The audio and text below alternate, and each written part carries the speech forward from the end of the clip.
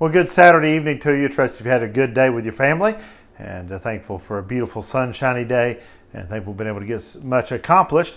And I've been thinking about a lot over the next few days as we think about our church and what it looks like in the future. And one of the things that I've been challenging myself with is what is biblical versus what is cultural. And one of the things I think about as we think about restarting churches and all those type of things, over the next little bit I'll be talking about some of these things. But today I want to share a thought with you from Hebrews 10:25. The Bible says this: "Not forsaking the assembly of ourselves together, as the manner of some is, but exhorting one another, and so much the more as you see the day approaching."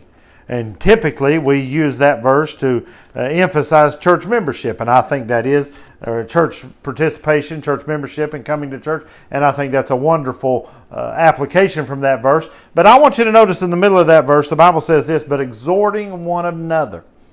And then it goes on to say, "and so much more as you see the day approaching." There is no doubt that through this virus and through the world and what we've watched happen, we all say, well, we see the day of the Lord approaching. We see the Lord's return. There's no doubt. Hey, it can't continue much longer. What's going to happen to America? And we think about the Lord's return. But we have been challenged. And the Bible says this: exhorting one another, and so much more as you see the day approaching. So I had the opportunity today to help somebody, to encourage somebody, and then to make a visit to a family that has recently lost a loved one, and to fellowship with them, and just to exhort one another.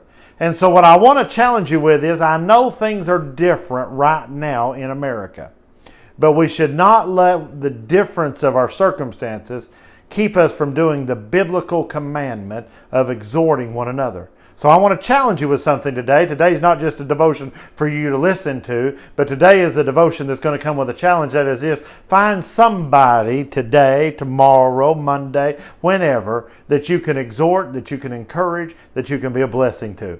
Because that is the biblical commandment that we as a church family have to one another. So much the more as you see the day approaching. So we talked a lot about assembly, and it looks a little different right now, but in the heart of it, we still have the command to exhort one another.